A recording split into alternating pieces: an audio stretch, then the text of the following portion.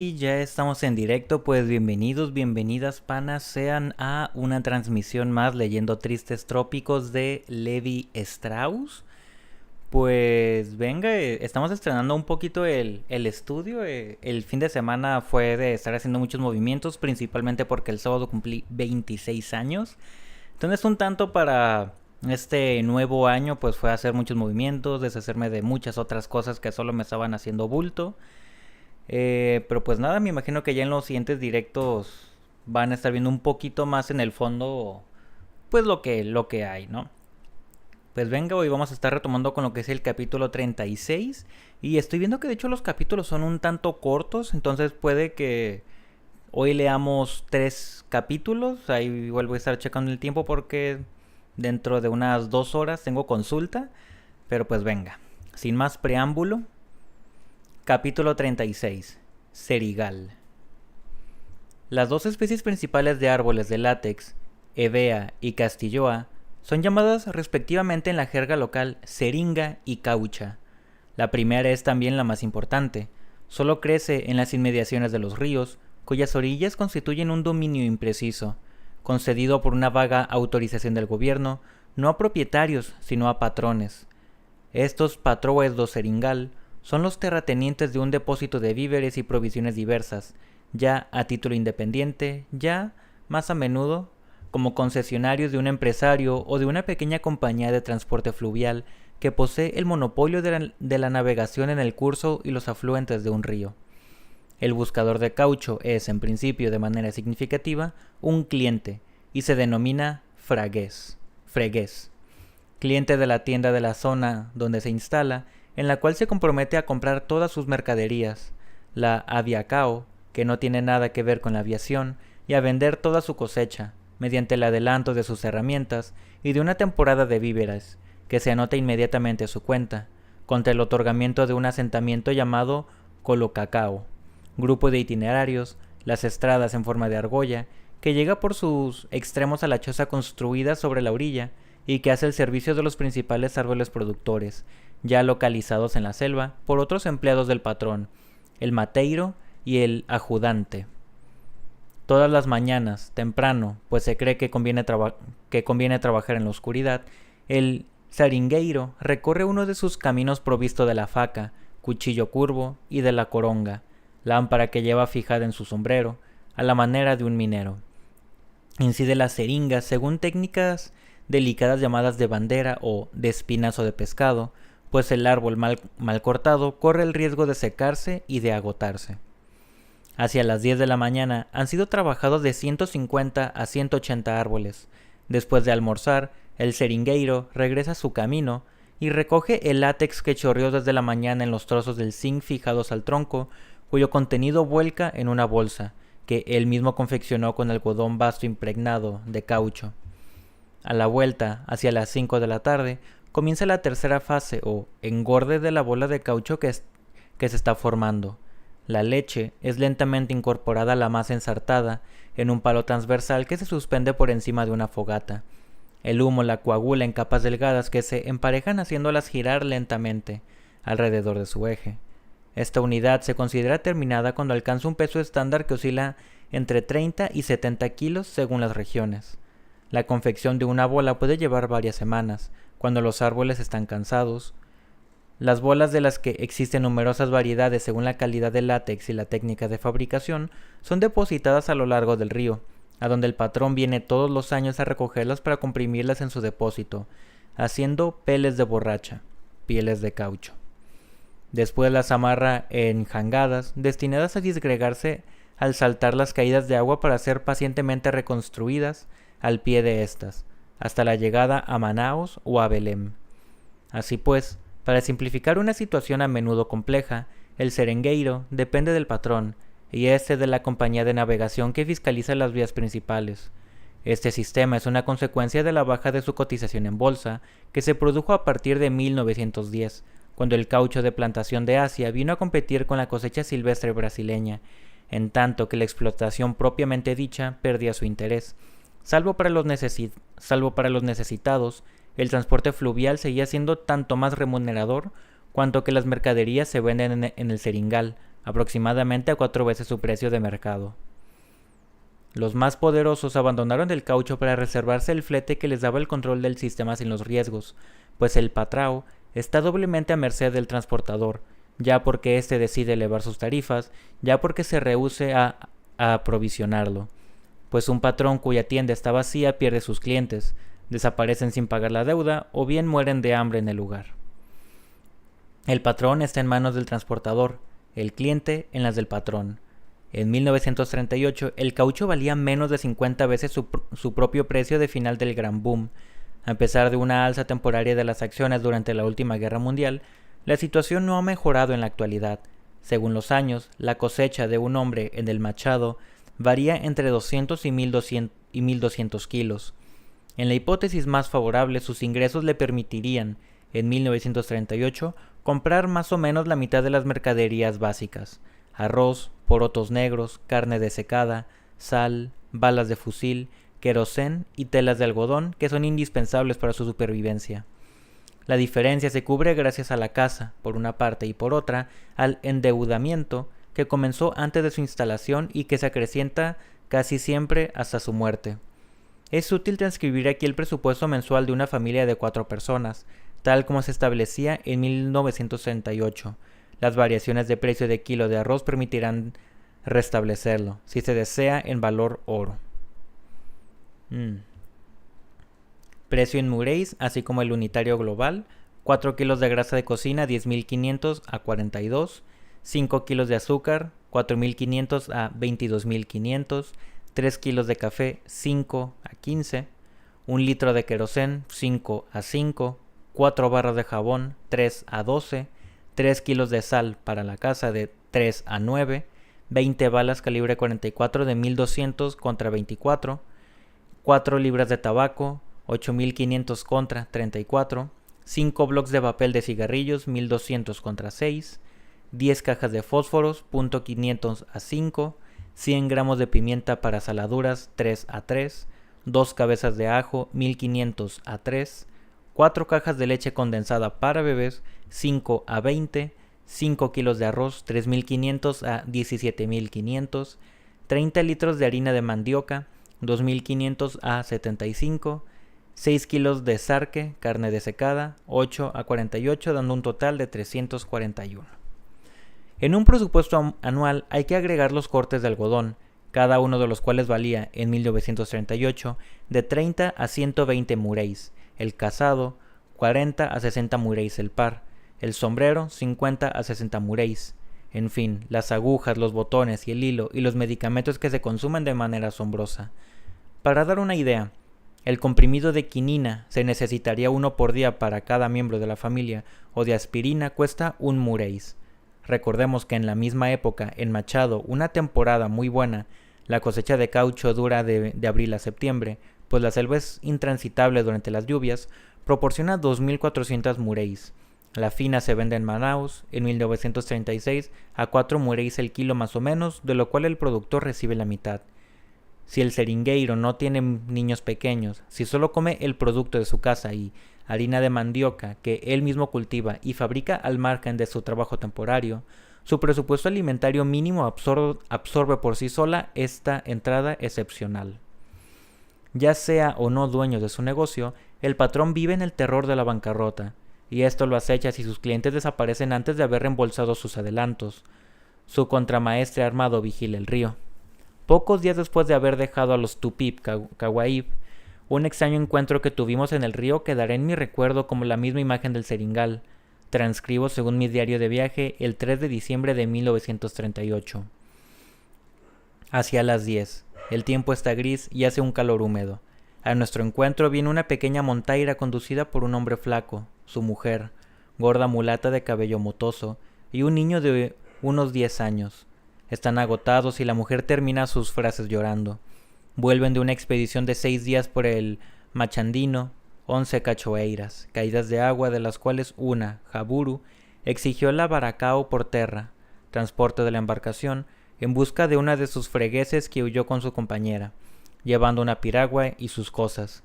Después de haberse provisto de aviacao, y haber dejado una nota diciendo que a mercadoira é muito cara e não tem coragem no pagar a conta. La mercadería es muy cara y no tiene el coraje de pagar la cuenta. Los empleados del compadre Gaetano, enloquecidos por su responsabilidad, partieron en busca del fugitivo a fin de aprehenderlo y mandárselo al patrón. Llevan el rifle. Rifle es el nombre que dan a la carabina, a menudo un Winchester calibre 44, que sirve para cazar y eventualmente para otros usos. Algunas semanas más tarde recogí el siguiente texto en un cartel, en la puerta de la tienda de la Calama Limitada, situada en la Confidencia del Machado y del Madeira. El extraordinario artículo de lujo, que incluye grasa, manteca y leche, solo serán vendidos a crédito con una orden especial del patrón. En caso contrario, solo serán vendidos a la vista, dinero u otro artículo equivalente. Inmediatamente después se leía este otro cartel: el cabello lacio, aun en las personas de color. Por más motoso u ondulado que sea el cabello, hasta en las personas de color se vuelve lacio por el uso continuo de la novísima preparación alisante, en venta en la Grande Boutile, Rua Arihuayana, Manaos.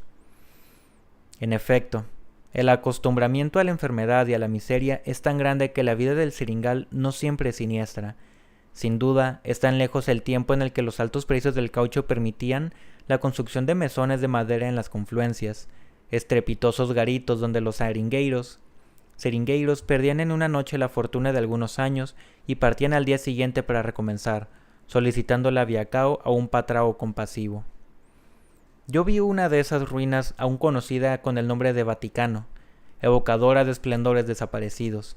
El domingo iban allí vestidos con una pijama de seda rayada, sombrero blando y zapatos de charol, para escuchar a virtuosos que ejecutaban aires variados a tiros de revólveres de diversos calibres.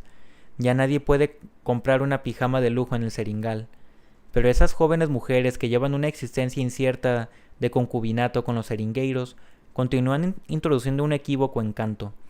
Eso se llama casar na igreja verde, casarse en la iglesia verde. Esta mulerada, es decir, grupo de mujeres, se cotiza a veces para organizar un baile, dando cada una 5 mureis, o el café, o el azúcar, o prestando su barraca un poco más amplia que las otras, o su lámpara preparada para la noche. Llegan con vestido liviano, pintadas y peinadas, y cuando entran besan la mano de los amos de la casa. Pero los afeites no se usan tanto para dar la ilusión de belleza como para aparentar salud. Bajo el rojo y el polvo, ellas disimulan su viruela, su tisis y su paludismo. Esa noche llegaron rozagantes, con zapatos de tacón alto, del barracao de Seringueiro, donde están instaladas con el hombre, harapientas y desgreñadas durante todo el resto del año, pero de todas maneras han tenido que atravesar en vestido de fiesta 2 o 3 kilómetros de barro por los senderos de la selva, y para adornarse se han lavado y vestido en los igarapes, arroyos sórdidos, bajo la lluvia, pues ha llovido durante todo el día. El contraste entre esas frágiles apariencias de civilización y la realidad monstruosa que espera en la puerta es estremecedor. Los vestidos torpemente cortados hacen resaltar formas típicamente indias, senos muy altos y ubicados casi bajo las axilas, aplastados bajo la tensión de la tela que debe contener un vientre prominente, bracitos y piernas delgados, de lindo dibujo, muñecas y tobillos muy finos. El hombre, con pantalón de tela blanca, gruesos zapatos y saco de pijama, viene a invitar a su pareja, como se dijo más arriba. Esas mujeres no están casadas, son companeiras, ya amaciadas, es decir, en matrimonio, ya desocupadas, es decir, disponibles. La conduce de la mano hasta el medio del palenque de paja de Babuku, alumbrada por una ruidosa lámpara de querosén, el farol. Titubean unos segundos esperando el tiempo fuerte marcado por la cucaracha, la caja de clavos que agita un bailarín ocioso, y parten. 1, 2, 3, 1, 2, 3, etc. Los pies se arrastran por el piso montado sobre estacas que resuena con cada frotamiento. Se bailan ritmos de otra época, sobre todo la desfeiteira, compuesta de ritornelos entre los cuales la música del acordeón, que acompaña a veces al violao y al cavaquino, se detiene para permitir a todos los caballeros, cada uno a su ritmo, improvisar un dístico pleno de sobreentendidos chancheros o amorosos, a los cuales las damas deben, a su vez, responder de la misma manera. No sin dificultad, por otra parte, pues están confundidas, con vergona, Unas se niegan, ruborizándose. Las otras pronuncian rápidamente una copla ininteligible, como niñitas recitando su lección. He aquí uno que improvisaron acerca de nosotros, una noche en Urupá. Uno es médico, otro profesor, otro inspector de museo. Elige entre los tres a aquel que será el tuyo. Felizmente la pobre chica a la cual estaba destinado no supo qué responder. Cuando el baile dura varios días, las mujeres cambian de ropa todas las noches. Después que los Nambiquara me hubieran llevado a la edad de piedra, no fue el siglo XVI lo que vi con los Tupica Guaib, sino ciertamente el siglo XVIII, tal como puede uno imaginárselo en los puertecitos de las Antillas o sobre la costa. Yo había atravesado un continente, pero el término de mi viaje, tan próximo, se me hacía en primer lugar más patente por esta ascensión desde el fondo de los tiempos. Y ahora comenzamos con novena parte, el regreso. Capítulo 37. La apoteosis de Augusto. Hubo una etapa del viaje particularmente desalentadora, la de Campos Novos. Separado de mis compañeros por la epidemia que los inmovilizaba 80 kilómetros más atrás, yo no tenía más remedio que esperar en el límite del puesto, donde una docena de personas morían de malaria, de lesmaniosis, de anquilostaumiasis y sobre todo de hambre. Antes de ponerse a trabajar, la mujer parecía que yo había tomado para que me lavara la ropa exigía no solo jabón, sino también una comida, sin lo cual, según explicaba ella y era verdad, no hubiera tenido fuerzas para trabajar. Esa gente había perdido la aptitud para vivir, demasiado débiles y demasiado enfermos para luchar. Se ocupaban en reducir su actividad y sus necesidades y buscaban un estado de aturdimiento que requería de ellos un mínimo de desgaste físico, al mismo tiempo que atenuaba la conciencia de su miseria. Los indios contribuían a su manera a crear ese clima deprimente. Las dos bandas enemigas que se habían encontrado en Campos Novos, siempre a punto de emprenderla a golpes, alimentaban hacia mí sentimientos no más tiernos que los que se demostraban entre ellos. Yo debía mantenerme en guardia, y el trabajo etnográfico era prácticamente imposible. En condiciones normales, la investigación de campo ya es agotadora. Hay que levantarse al alba, permanecer despierto hasta que el último indio se haya dormido, y a veces acechar su sueño, empeñarse en pasar inadvertido, pero estar siempre presente, ver todo, recordar todo, anotar todo, dar muestras de una indiscreción humillante, mendigar informaciones a los mocosuelos, estar dispuesto a aprovechar un instante de placer o de tranquilidad, o bien saber durante días, rechazar toda curiosidad y acantonarse en la reserva que impone un enojo de la tribu. En este oficio el investigador se atormenta. Ha abandonado quizás sus amigos, su medio, sus costumbres. Ha comprendido su salud tan solo para hacer perdonar su presencia a algunas docenas de desgraciados condenados a una extinción próxima, principalmente ocupados en despiojarse y en dormir, y de cuyo capricho depende el éxito o el fracaso de su empresa. Cuando la disposición de los indios es francamente mala, como ocurría en Campos Novos, la situación empeora. Los indios hasta se niegan a dejarse ver, desaparecen durante días sin avisar en expediciones de caza o de recolección. Con la esperanza de volver a encontrar un contacto tan duramente ganado, uno espera, camina, da vueltas, se releen anotaciones viejas, se copian, se reinterpretan, o bien uno se asigna tareas minuciosas y vanas, verdaderas caricaturas del oficio, como medir la distancia entre las fogatas o catalogar uno por uno los montones de ramas que han servido para la construcción de los cobertizos abandonados. Sobre todo uno se pregunta, ¿qué he venido a hacer aquí? ¿Qué espero? ¿Con qué fin? ¿Qué es exactamente una investigación etnográfica? El ejercicio normal de una profesión como las demás, con la única diferencia de que el escritorio o el laboratorio están separados del domicilio por algunos millares de kilómetros, o la consecuencia de una elección más radical, que implica poner en cuestión el sistema donde uno ha nacido o ha crecido. Yo había dejado Francia hacía 5 años, había abandonado mi carrera universitaria. Durante ese tiempo, mis condiscípulos más sabios subían los escalones, los que, como yo antaño, se habían inclinado hacia la política, hoy eran diputados o ministros, y yo corría por los desiertos, persiguiendo arduamente restos de humanidad. ¿Quién o qué me había empujado a torcer violentamente el curso normal de mi vida? Era una astucia, un hábil rodeo, destinados a permitir mi reintegro a la carrera con ventajas suplementarias que se tendrían en cuenta. O bien mi decisión expresaba una incompatibilidad profunda frente a mi grupo social, del cual, Ocurriera lo que ocurriese, yo estaba inclinado a vivir cada vez más aislado. Por una singular paradoja, en vez de abrirme un nuevo universo, mi vida aventurera más bien me devolvía el antiguo, en tanto que aquel al que yo había aspirado se disolvía entre mis dedos. En la medida en que los hombres y los paisajes a cuya conquista yo había partido perdían, una vez que los poseía, el significado que esperaba de ellos, esas imágenes decepcionantes eran sustituidas por otras que mi pasado preservaba y a las cuales yo no había dado ningún valor cuando se referían a la realidad que me rodeaba.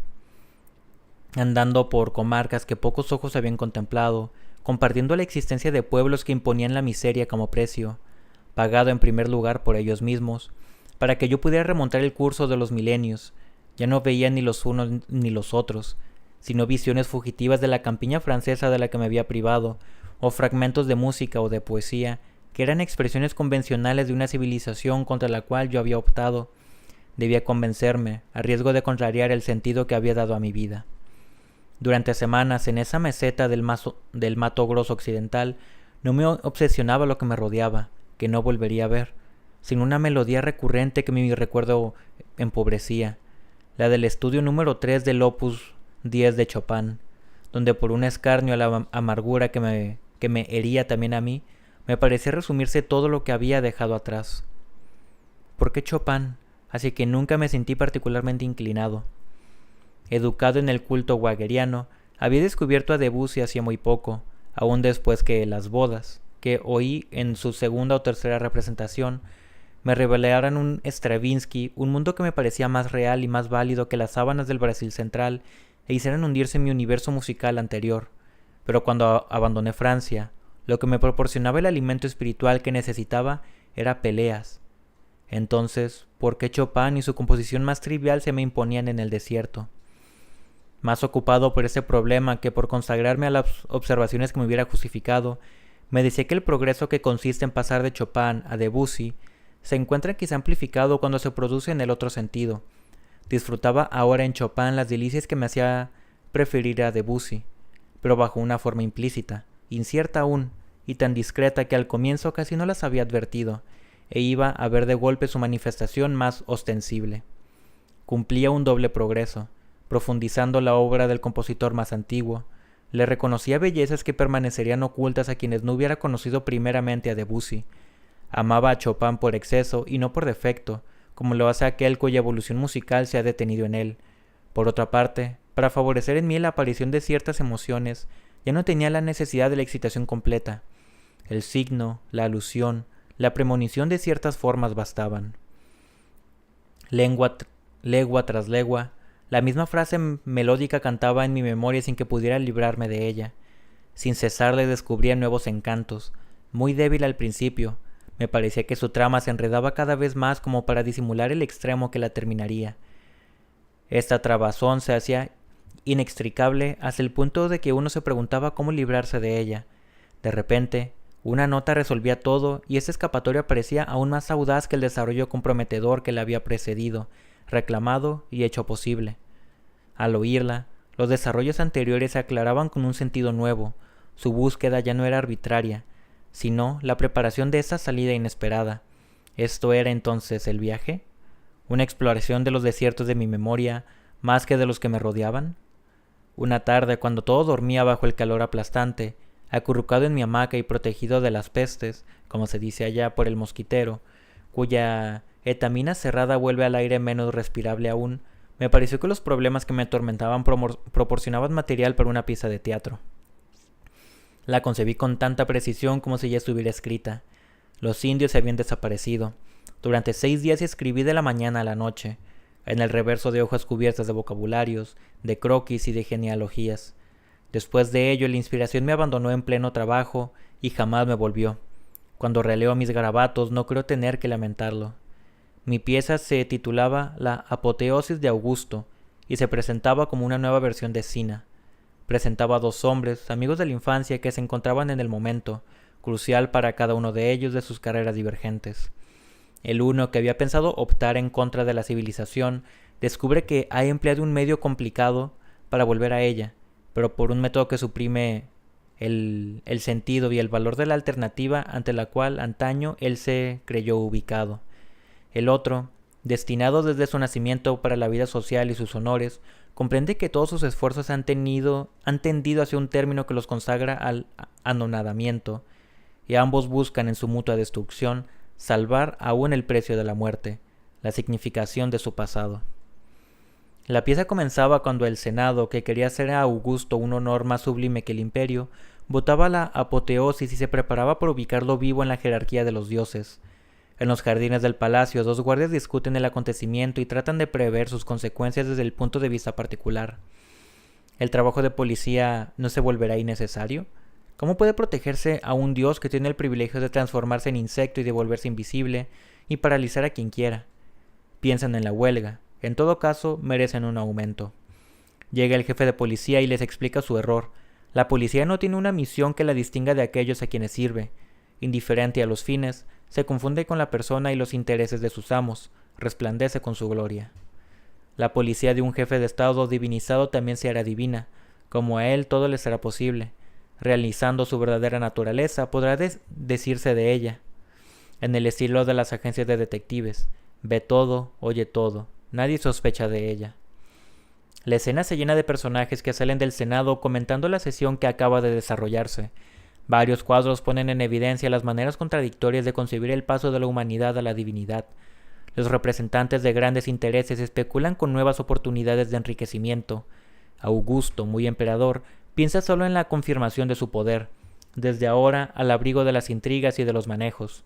Para su mujer Livia, la apoteosis corona una carrera. La ha merecido en buena ley. En suma, la Academia Francesa, Camila, joven hermana de Augusto y prendada de Sina, le anuncia el regreso de este último después de 10 años de vida aventurera. Ella desea que Augusto lo vea, pues espera que aquel, tan caprichoso y poético como ha sido siempre, detendrá a su hermano y a punto de optar definitivamente por el orden. Livia se opone a ello en la carrera de Augusto. Sina no ha hecho más que introducir un elemento de desorden. Es una cabeza hueca que solo está contento entre los salvajes. Augusto se ve tentado de compartir esta opinión, pero delegaciones sucesivas de sacerdotes, de pintores, de poetas comienzan a turbarlo. Todos conciben la divinidad de Augusto como una expulsión del mundo. Los sacerdotes dan por sentado que la apoteosis va a remitir el poder temporal a sus manos, puesto que son los intermediarios titulares entre los dioses y los hombres. Los artistas quieren hacer pasar a Augusto al estado de idea y no ya de persona, con gran escándalo de la pareja imperial que se ve en estatuas de mármol embellecida y con un tamaño mayor que el natural. Aquellos proponen toda la especie de símiles bajo la forma de torbellinos o de poliedros. La confusión se acrecienta por los testimonios discordantes que aporta un grupo de mujeres livianas, Leda, Europa, Alcmené y Danae, quienes pretenden hacer aprovechar a Augusto su experiencia de las relaciones con lo divino. Solo Augusto se ve frente a un águila, no el animal convencional, atributo de la divinidad, sino una bestia esquiva, tibia al tacto y maloliente. Sin embargo, se trata del águila de Júpiter, la misma que arrebató a Ganimedes luego de una lucha sangrienta en la que el adolescente se debatía en vano. El águila explica a Augusto, incrédulo, que su inminente divinidad consistirá precisamente en no experimentar más la repulsión que lo domina en este momento en que es hombre aún. Augusto no se dará cuenta de que se ha transformado en Dios por alguna sensación radiante o por el poder de hacer milagros, sino cuando soporte sin asco la proximidad de una bestia salvaje, tolere su olor y los excrementos de que lo cubrirá. Todo lo que sea carroña, pobredumbre, secreción, le parecerá familiar. Las mariposas vendrán a acoplarse sobre tu nuca y cualquier suelo te parecerá suficientemente bueno para dormir. Ya no lo verás como hasta ahora, todo erizado de espinas, bullenta de insectos y de contagios. En el segundo acto, Augusto, a quien las palabras del águila han despertado al problema de las relaciones entre la naturaleza y la sociedad, se decide ver a Sina, que antaño había preferido la naturaleza, elección inversa de la que condujo a Augusto al imperio. Sina está desalentado. Durante sus 10 años de aventura, solo pensó en Camila, hermana de su amigo de la infancia, quien solo en él esperaba casarse. Augusto se lo hubiera dado con alegría, pero le era imposible obtenerla según las reglas de la vida social. Le necesitaba contra el orden, no por él. De aquí a esta búsqueda de un prestigio herético que le permitiría forzar a la sociedad para recibir lo que, al final de cuentas, ya estaba dispuesta a concederle. Ahora que está de vuelta, cargado de leyenda, explorador a quien los mundanos se disputían para sus cenas, helo aquí solo en la certeza de que esta gloria tan caramente pagada descansa sobre una mentira. Nada de aquello que dice haber conocido y cuyo testimonio todos aceptan es real. El viaje es un engaño. Todo eso parece verdadero solo a quien no ha visto más que sus sombras. Celoso del destino prometido a Augusto, Sina ha querido poseer un imperio más vasto que el suyo. Yo me decía que ningún espíritu humano, así fuera el de Platón, podría concebir la infinita diversidad de todas las flores y hojas que existen en el mundo, y que yo conocería, que recogería esas sensaciones procuradas por el miedo, el frío, el hambre, el cansancio, y que todos vosotros que vivís en casas bien cerradas y cerca de abundantes graneros, ni siquiera podéis imaginar. He comido lagartos, serpientes, langostas, y a esas comidas cuya sola idea sobrecoge el corazón, me aproximaba con la emoción de un neófito, convencido de que iba a crear un lazo nuevo entre el universo y yo. Pero al término de su esfuerzo, Sina nada ha encontrado. He perdido todo, dice. Hasta lo más humano se me ha hecho inhumano. Para llenar el vacío de jornadas interminables, me recitaba versos de Esquilo y Sófocles, y de algunos me impregné de tal manera que ahora, cuando voy al teatro, ya no puedo sentir su belleza. Cada réplica me recuerda senderos polvorientos, hierbas quemadas, ojos enrojecidos por la arena. Las últimas escenas del segundo acto hacen manifiestas las contradicciones en que se cierran Augusto, Sina y Camila. Esta admira al explorador que se debate vanamente por hacerle comprender el engaño del relato. Yo quisiera expresar en mi discurso todo el vacío, la insignificancia de cada uno de esos acontecimientos. Basta que se transforme en relato para que deslumbre y haga soñar. Sin embargo, no era nada. La tierra era semejante a esta tierra y las briznas de hierba a esta pradera. Frente a esta actitud, Camila se revela, sintiendo demasiado bien que a los ojos de su amante ella es víctima, en tanto que ser de esa pérdida general de interés de la que sufre. Él no está ligado a ella como a una persona, sino como un símbolo del último lazo posible desde ahora en adelante entre él y la sociedad. En cuanto a Augusto, reconoce con horror en las de Sina las palabras del águila, pero no puede resolverse a retroceder. Demasiados intereses políticos están unidos a su apoteosis y, sobre todo, se revela contra la idea de que para el hombre de acción no haya un término absoluto donde encontrar a la vez recompensa y reposo. El tercer acto comienza en un estado de crisis, la víspera de la ceremonia. Roma está inundada de divinidad. El palacio imperial se agrieta, las plantas y los animales lo invaden, como si la ciudad hubiera sido destruida por un cataclismo. Vuelve al estado natural Camila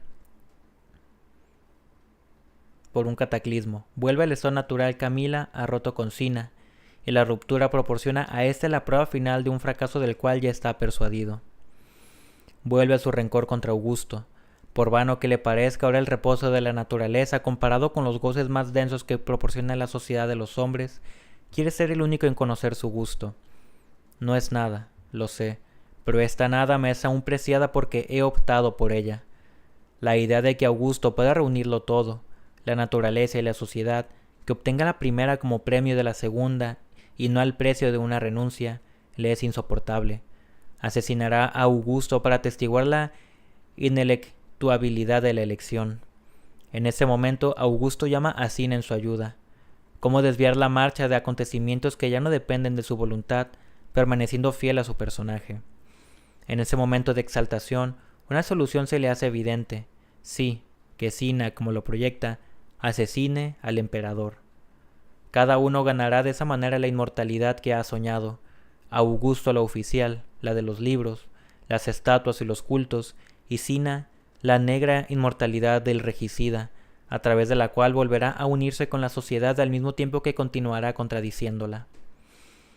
No sé de qué manera terminaba todo, pues las últimas escenas no están acabadas. Me parece que Camila proporcionaba involuntariamente el desenlace, volviendo a sus primeros sentimientos. Persuadía a su hermano de que había interpretado mal la situación y de que Sina, antes que el águila, era el mensajero de los dioses. Desde entonces, Augusto entreveía una situación política.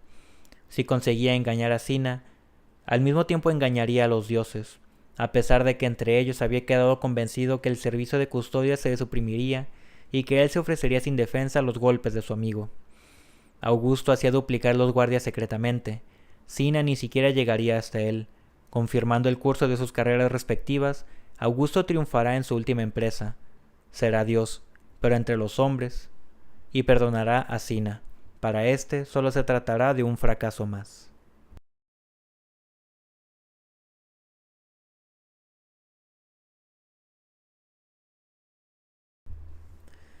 Capítulo 38. Un vasito de ron. La fábula que precede solo tiene un justificativo. Ilustra el desarreglo al que se ve sometido el ánimo del viajero durante un periodo prolongado en condiciones anormales de existencia. Pero el problema subsiste. ¿Cómo el etnógrafo puede librarse de la contradicción que resulta de las circunstancias de su elección? Tiene ante sus ojos, a su disposición, una sociedad, la suya.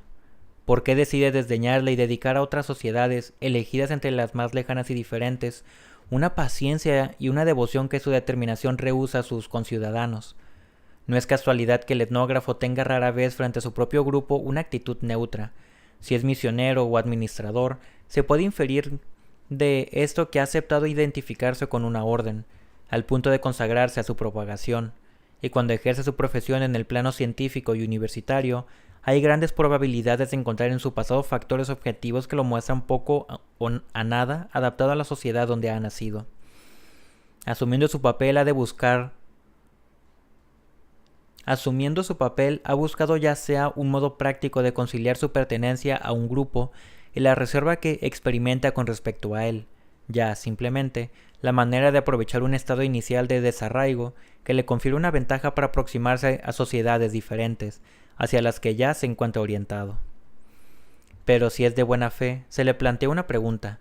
El precio que asigna a las sociedades exóticas, que pareciera tanto mayor cuanto más lo son aquellas, no tiene fundamento propio, es función del desdén, y a veces de la hostilidad, que le inspiran las costumbres que rigen en su medio. El etnógrafo, de buen grado subversivo ante los suyos y en rebelión contra los usos tradicionales, se muestra respetuoso hasta el conservadurismo desde el momento en que la sociedad que encara se manifiesta diferente de la propia. Así pues, allí hay mucho más que una inclinación. Conozco etnógrafos conformistas, pero lo son en virtud de una especie de asimilación secundaria de su sociedad a las sociedades que estudian. Su fidelidad mira siempre hacia estas últimas, y si ellos volvieran sobre su rebeldía inicial frente a la suya, es porque hacen la concesión suplementaria de tratarla como quisieran que se tratara a todas las demás. No se escapa el dilema. O bien el etnógrafo se adhiere a las normas de su grupo y las otras no pueden inspirarle más que una curiosidad pasajera de la cual la reprobación no está jamás ausente. O bien es capaz de entregarse totalmente a ellas y su objetividad queda viciada, porque quiérase o no, para darse a todas las sociedades se ha rehusado por lo menos a una. Así pues, comete el mismo pecado que reprocha a los que niegan el sentido privilegiado de su vocación.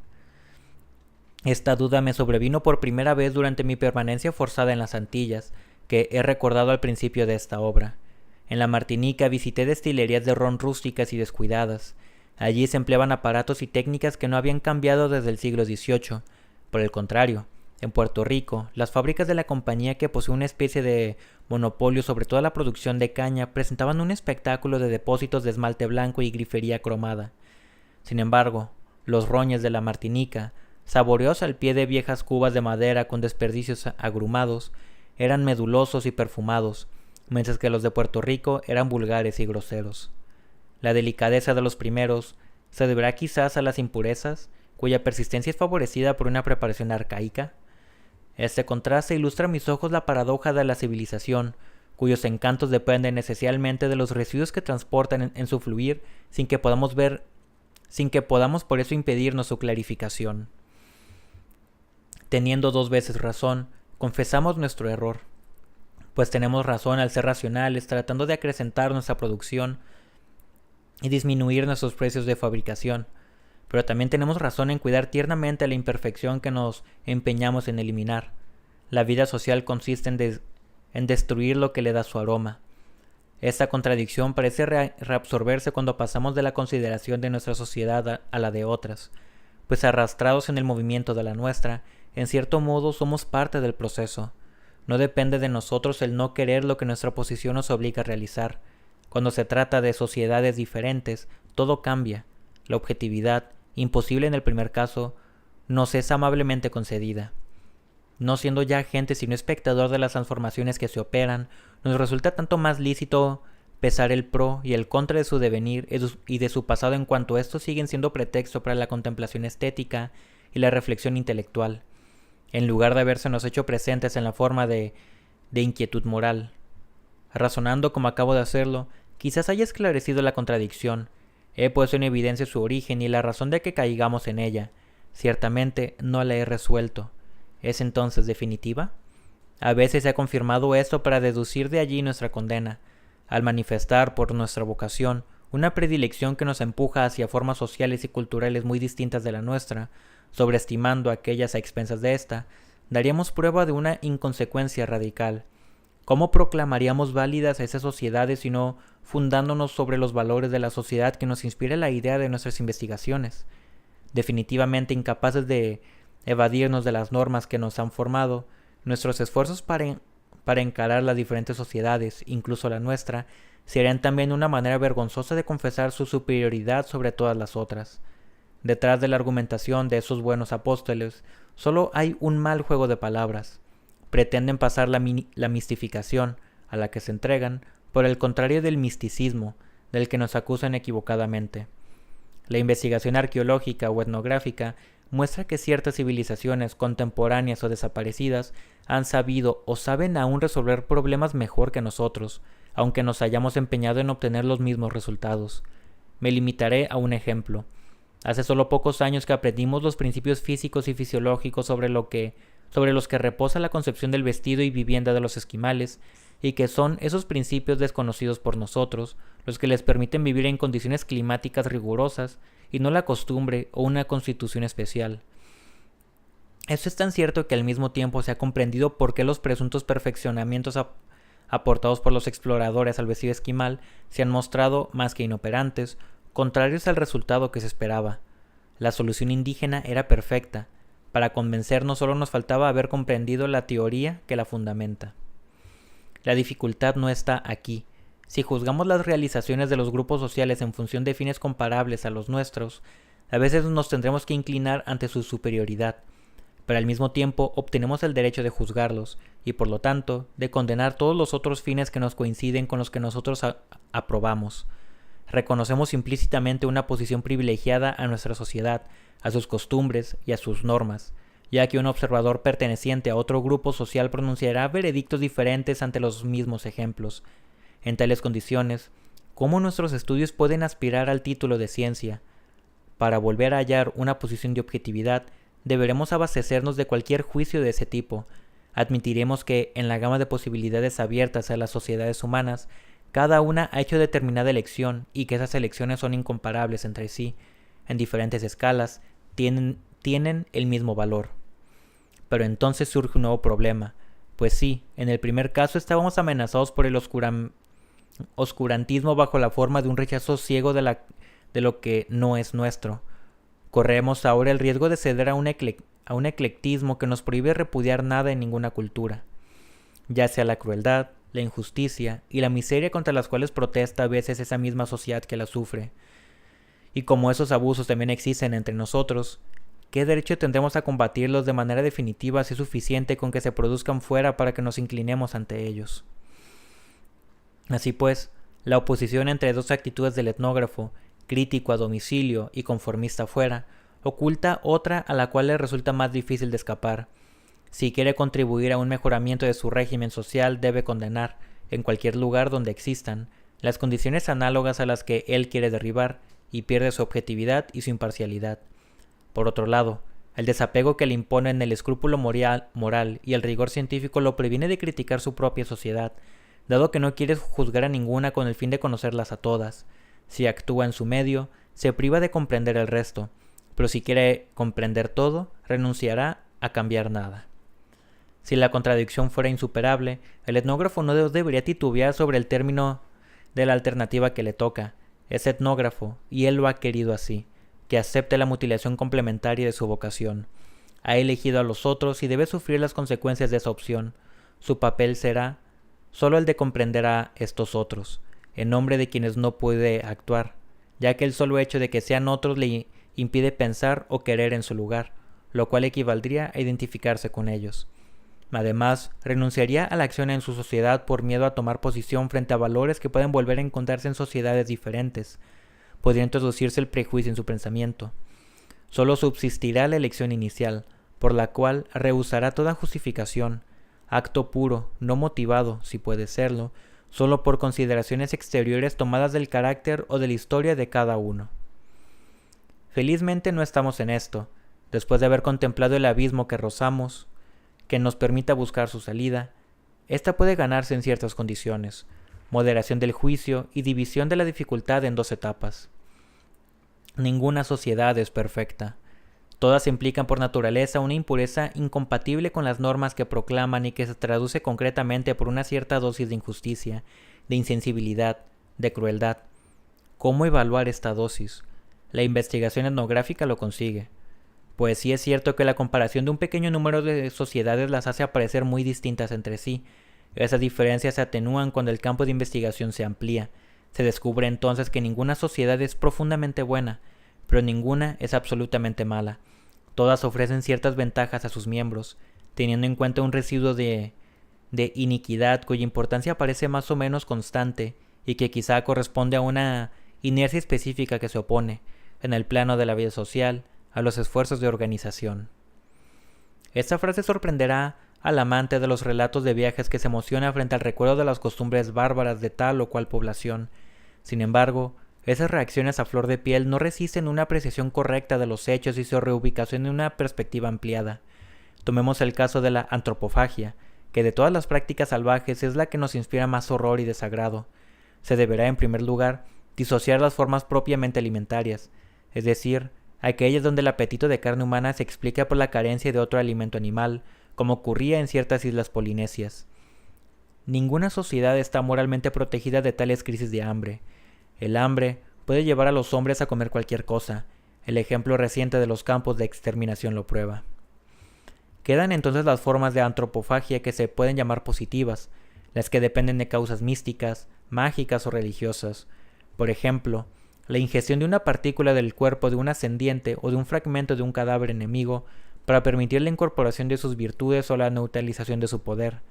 Al margen de que tales ritos se cumplen por lo general de manera muy discreta, con pequeñas cantidades de materia orgánica pulverizada o mezclada con otros alimentos, se reconocerá, aun cuando revisan formas más francas, que la condenación moral de tales costumbres implica o una creencia en la resurrección corporal, que será comprometida por la destrucción material del cadáver, o la afirmación de un lazo entre el alma y el cuerpo con su correspondiente dualismo.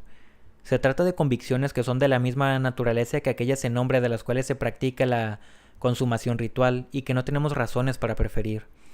Tanto más cuanto que el desapego por la memoria del difunto que podemos reprochar al canibalismo no es ciertamente mayor, bien al contrario, que el que nosotros toleramos en los anfiteatros de disección. Pero sobre todo, debemos persuadirnos de que si un observador de una sociedad diferente considera ciertos usos que no son propios, se le aparecerían con la misma naturaleza que esa antropofagia que nos parece extraña a la noción de civilización. Pienso en nuestras costumbres judiciales y penitenciarias. Estudiándolas desde fuera, uno se siente tentado a oponer 2 tipos de sociedades: las que practican la antropofagia, es decir, que ven en la absorción de ciertos individuos poseedores de fuerzas temibles el único medio de neutralizarlas y aún de aprovecharlas, y las que, como la nuestra, adoptan lo que se podría llamar la antropoemia, del griego emein, vomitar.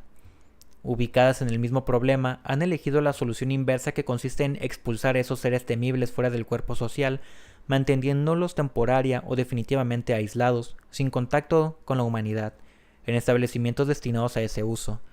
Esa costumbre inspiraría profundo horror a la mayor parte de las sociedades que llamamos primitivas. Nos verían con la misma barbarie que nosotros estaríamos tentados a imputarles en razón de sus costumbres simétricas. Sociedades que nos parecen feroces desde ciertos puntos de vista pueden ser humanas y benevolentes cuando se las encara desde otro aspecto. Consideremos a los indios de las llanuras de América del Norte, que aquí son doblemente significativos, pues han practicado ciertas formas moderadas de antropofagia y que además ofrecen uno de esos pocos ejemplos de pueblos primitivos dotados de policía organizada. Esta policía, que también era un cuerpo de justicia, jamás hubiera concebido que el castigo del culpable debiera traducirse por una ruptura de lazos sociales. Si un indígena contravenía las leyes de la tribu, era castigado mediante la destrucción de todos sus bienes, carpa y caballos. Pero al mismo tiempo la policía contraía una deuda con respecto a él. Tenía que organizar la reparación colectiva del daño del cual, por su castigo, el culpable había sido víctima. Esta reparación hacía de este último el deudor del grupo, al cual él debía demostrar su reconocimiento por medio de regalos que la colectividad íntegra y la policía misma le ayudaban a reunir, lo cual invertía nuevamente las relaciones, y así sucesivamente hasta que, al término de toda una serie de regalos y contrarregalos, el desorden anterior fuera progresivamente amortiguado y el orden inicial restablecido. No solo esos usos son más humanos que los nuestros, sino que son más coherentes, aun si se formulan los problemas en términos de nuestra moderna psicología. En buena lógica, la infantilización del culpable, que la noción de castigo implica, exige que se le reconozca un derecho correlativo de gratificación, sin la cual el primer trámite pierde su eficacia, si es que no trae resultados inversos a los que se esperaban. Nuestro modo de actuar es el colmo de lo absurdo. Tratamos al culpable simultáneamente como a un niño para autorizarnos su castigo y como a un adulto para negarle consuelo, y creemos haber cumplido un gran progreso espiritual porque en vez de consumir a algunos de nuestros semejantes, preferimos mutilarlos física y moralmente. Tales análisis, llevados sincera y metódicamente, conducen a dos resultados e instalan un elemento de mesura y de buena fe en la precisión de las costumbres y de los géneros de vida más alejados de los nuestros, sin conferirles por ello las virtudes absolutas que ninguna sociedad posee. Y ellas despojan a nuestros usos de esa evidencia que el hecho de no conocer otras o de tener un conocimiento parcial y tendencioso basta para prestarles. Es entonces cierto que el análisis etnográfico realza las sociedades diferentes y rebaja la del observador. En ese sentido es contradictorio, pero si se reflexiona hondamente sobre lo que ocurre, se verá que esa contradicción es más aparente que real. Se dice a veces que la sociedad occidental es la única que ha producido etnógrafos, que en esto consistiría su grandeza y, a falta de las otras superioridades que esos le recusan, es la única que los obliga a inclinarse ante ella, ya que sin ella no existirían. De la misma manera podría pretenderse lo contrario. Si el occidente ha producido etnógrafos, es porque un muy poderoso remordimiento debía atormentarlo, obligándolo a confrontar su imagen con la de sociedades diferentes, con la esperanza de que reflejaran las mismas taras o de que la ayudaran a explicar cómo las suyas se desarrollaron en su seno. Pero aunque sea cierto que la comparación de nuestra sociedad con todas las demás, contemporáneas o desaparecidas, provoca el hundimiento de sus bases, otras sufrirán la misma suerte. Esta media general que evocábamos hace un momento hace resurgir algunos logros, y resulta que nos contamos entre ellos, no por casualidad, pues si no hubiéramos participado de este triste concurso, y si no hubiéramos merecido el primer lugar, la etnografía no hubiera aparecido entre nosotros, no hubiéramos sentido su necesidad. El etnógrafo no puede desinteresarse de su civilización y desolidarizarse de sus faldas por cuanto su existencia misma solo es comprensible como una tentativa de rescate. Él es el símbolo de la expiación, pero otras sociedades han participado del mismo pecado original, no muy numerosas, sin duda, y tanto menos frecuentes cuanto más descendemos en la escala del progreso. Será suficiente con citar a los aztecas, llaga abierta en el flanco del americanismo, y a quienes una obsesión maníaca por la sangre y la tortura, en verdad universal, pero patente entre ellos en esa forma excesiva que la comparación permite definir, por más explicable que sea por la necesidad de domeñar la muerte, ubica junto a nosotros no solo como los únicos inicuos, sino por haberlo sido según nuestro modo de ver desmesuradamente. Sin embargo, esa condena de nosotros mismos infligida por nosotros mismos no implica que otorguemos un valor excepcional a tal o cual sociedad presente o pasada, localizada en un punto determinado del tiempo y del espacio. Allí estaría la verdadera injusticia, pues procediendo de esa manera ignoraríamos que si formáramos parte de ella, esa sociedad nos parecería intolerable. La condenaríamos por las mismas razones que condenamos a las que pertenecemos. Llegaremos por lo tanto a la condenación de todo estado social cualquiera que fuere. a la glorificación de un estado natural en el cual el orden social no habría aportado más que corrupción? Desconfía de quien viene a poner orden, decía Diderot, y esa era su posición. Para él, la historia abreviada de la humanidad se resumía de la siguiente manera: existía un hombre natural. Dentro de ese hombre han introducido un hombre artificial, y en la caverna se lanzó una guerra continua que durará toda la vida. Esta concepción es absurda. Quien dice hombre, dice lenguaje, dice soledad, dice sociedad. Los polinesios de Bougainville, en el suplemento al viaje del cual Diderot postula esta teoría, no vivían en sociedad menos que nosotros. Si se pretende otra cosa, se va en contra del análisis etnográfico y no en el sentido en que éste nos incita a explorar.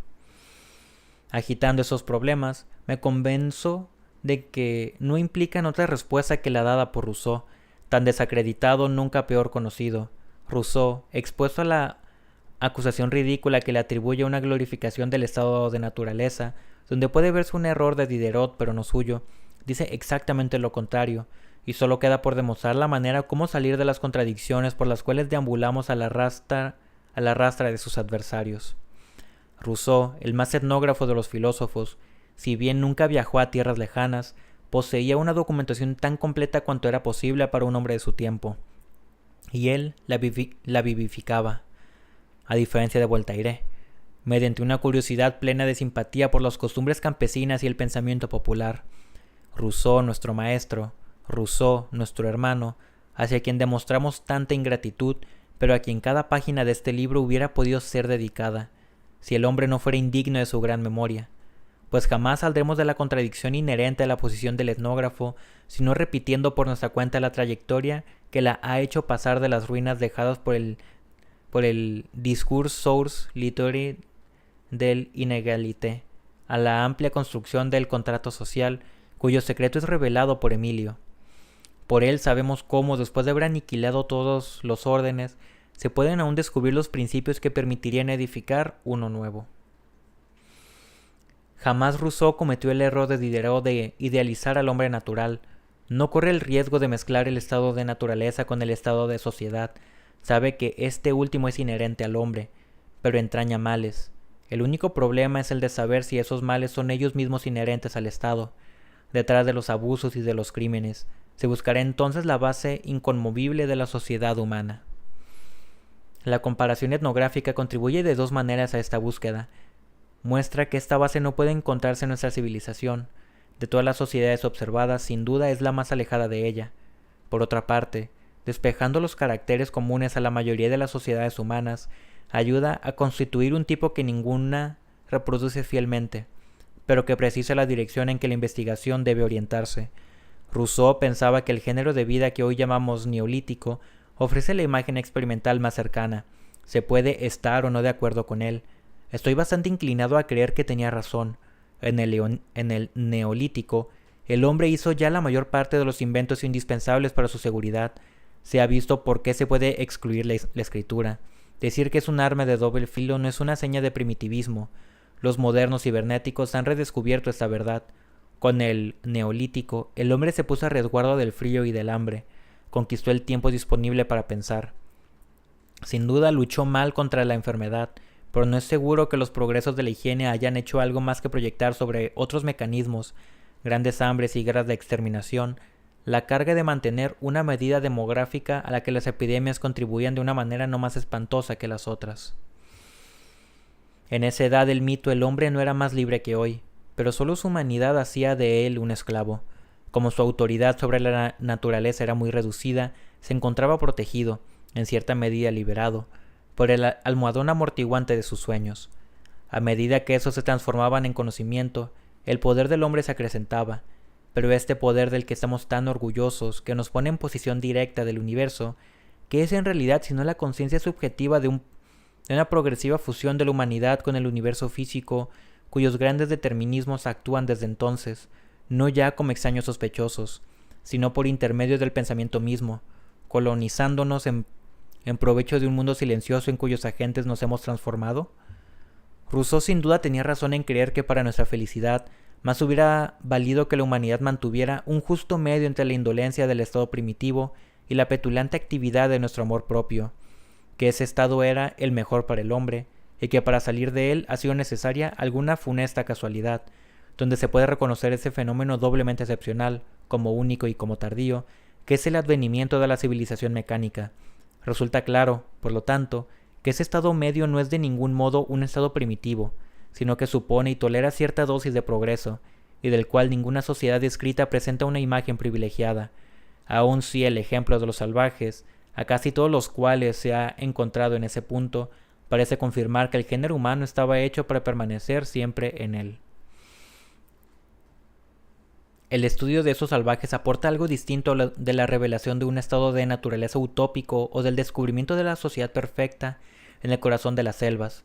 Nos ayuda a construir un modelo teórico de la sociedad humana que no corresponde a ninguna realidad observable, pero con cuya ayuda llegaremos a desenmarañar lo que hay de originario y de artificial en la naturaleza actual del hombre y a conocer bien un estado que ya no existe, que quizá nunca haya existido y que probablemente no existirá jamás, y del cual, sin embargo, hay que tener nociones justas para juzgar bien nuestro estado presente. Ya he citado antes esta fórmula para despejar el sentido de mi investigación entre los Nambiquara, pues el pensamiento de Rousseau, siempre adelantado a su tiempo, no disocia la sociología teórica de la investigación, tanto de laboratorio como sobre el campo, cuya necesidad ha comprendido. El hombre natural no es ni anterior ni exterior a la sociedad, nos corresponde encontrar su forma, inminente al estado social, fuera del cual la condición humana es inconcebible, y por lo tanto, trazar el programa de las experiencias que serían necesarias para llegar a conocer al hombre natural y determinar los medios de realizar esas experiencias en el seno de la sociedad. Pero ese modelo, es la solución de Rousseau, es eterno y universal. Las otras sociedades no son quizá mejores que la nuestra, aunque estamos inclinados a creerlo. No tenemos a nuestra disposición ningún método para probarlo. Al conocerlas mejor, obtenemos sin embargo un medio de desprendernos de la nuestra, no porque ésta sea la única mala o absolutamente mala, sino porque es la única de la que debíamos liberarnos. Llegamos a estarlo en cuenta de los otros.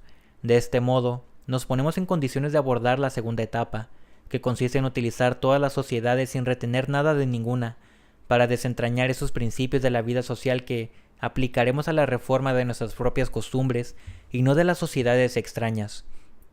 En razón de un privilegio inverso del precedente, estamos en condiciones de transformar sin destruirla solo a la sociedad a la que pertenecemos, pues los cambios que en ella introducimos también provienen de ella. Ubicando fuera del tiempo y del espacio el modelo en el cual nos inspiramos, corremos ciertamente un riesgo, el de subestimar la realidad del progreso. Nuestra posición se reduce a decir que los hombres, siempre y en todas partes, han emprendido la misma tarea asignándose el mismo objeto, y en el mismo curso de su devenir, solo los medios han diferido. Confieso que esta actitud no me inquieta, parece lo más acorde con los hechos tales como nos lo revelan la historia y la etnografía, y sobre todo me parece más fecunda. Los defensores del progreso se exponen a ignorar, por el poco caso que hacen de ellas, las inmensas riquezas acumuladas por la humanidad, a uno y otro lado del estrecho surco sobre el que tienen fijos los ojos, sobreestimando la importancia de esfuerzos pasados. Menosprecian todos aquellos que nos quedan por cumplir. Si los hombres solo se han empeñado en una tarea, la de hacer una sociedad buena para vivir, las fuerzas que han animado a nuestros lejanos antepasados aún están presentes en nosotros. Nada ha sido jugado. Podemos retomarlo todo. Lo que se hizo y se frustró puede ser rehecho. La edad de oro que aún ciega superstición había ubicado detrás o delante de nosotros, está en nosotros. La fraternidad humana adquiere un sentido concreto cuando, en la tribu más pobre, nos presenta nuestra imagen confirmada y una experiencia cuyas lecciones podemos asimilar junto a tantas otras. Y hasta encontraremos en ellas una frescura antigua, pues sabiendo que desde hace milenios el hombre no ha logrado sino repetirse, tendremos acceso a esa nobleza del pensamiento que consiste, más allá de todas las repeticiones, en dar por punto de partida a nuestras reflexiones la grandeza indefinible de los comienzos. Puesto que ser hombre significa para todos nosotros pertenecer a una clase, a una sociedad, a un país, a un continente y a una civilización, puesto que para nosotros, europeos y terráqueos, la aventura en el corazón del Nuevo Mundo significa en primer lugar que ese no fue el nuestro, y que llevamos en nosotros el crimen de su destrucción. Además, que ya no habrá otro.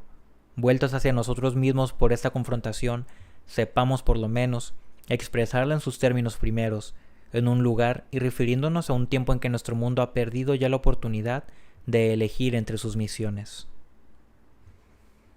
Bueno, pues bastante interesante este último capítulo, ¿eh? Habiendo leído una hora, lo vamos a dejar hasta aquí el día de hoy, ya que en media hora tengo paciente. Pero si te gusta la lectura, te invito a que le des like y a que te suscribas, porque ya en la siguiente transmisión vamos a terminar con este libro que yo creo que fácil, si nos tomó unos 2 meses leerlo, ¿saben? Entonces, para que no te pierdas esa parte, así como para, no sé, también compártelo con personas que tú creas que les pueda gustar este libro. Y pues nada, nos estaremos viendo en el siguiente directo. Adiós.